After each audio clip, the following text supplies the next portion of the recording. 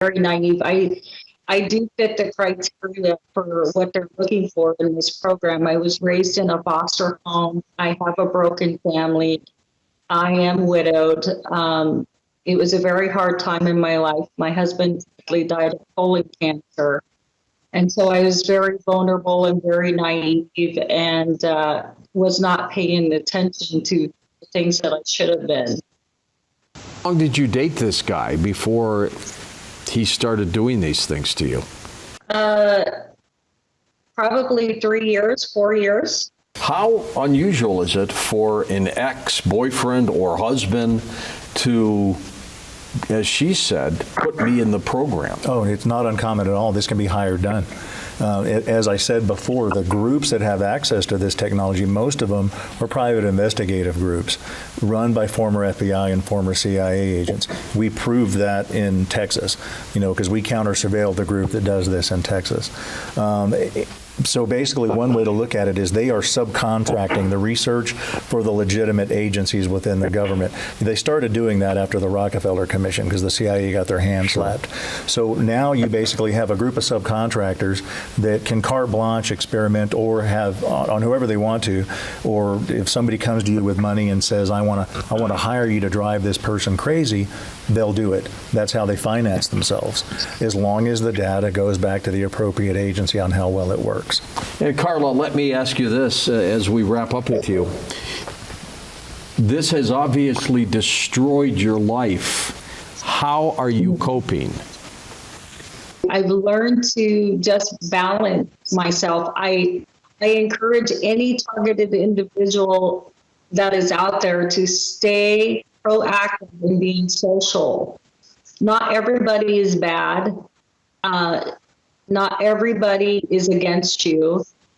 And to stay proactive in being social, don't give up your church activities. Don't give up your social life because people are trying to harm you.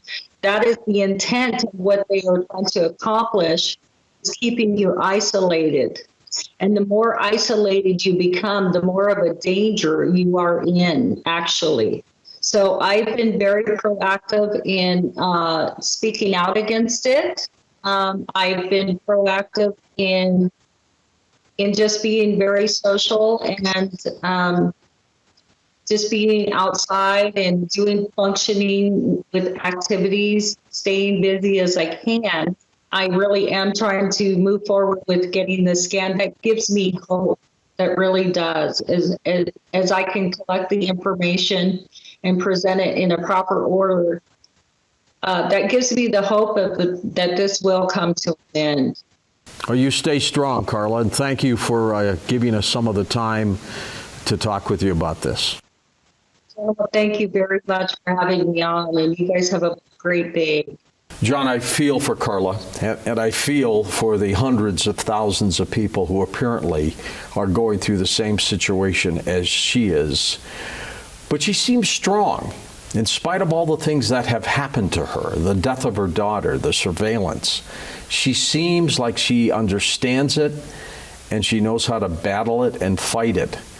What recommendations do you give to people who think they're being electronically stalked, like Carla? Well, and she made a good point, and that's the same point I make in my book. Don't be a recluse. Continue to try to go to work. Continue to try and go and socialize. Go to church. Go to whatever you ordinarily do. Go be with your friends. Don't shut down. Don't shut down, because that's what they're trying to do to you. They want you to stop all of that, because ultimately the goal is to get you in front of a psychiatrist and get you a diagnosis.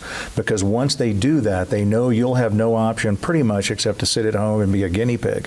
So what you need to do is continue socializing, and that's exactly the recommendation that she's made and how she's dealt with this successfully, and it's the same recommendation I make in guinea pigs.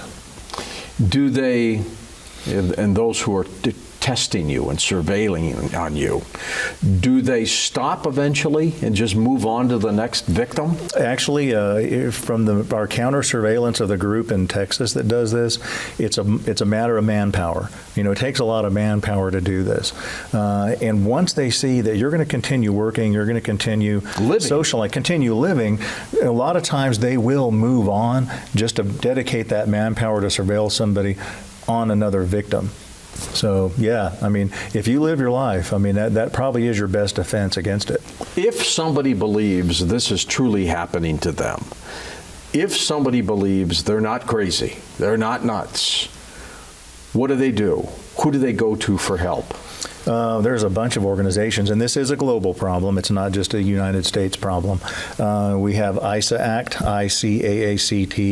ICAACT.org. We have the European equivalent is EUCACH.net or .org as well.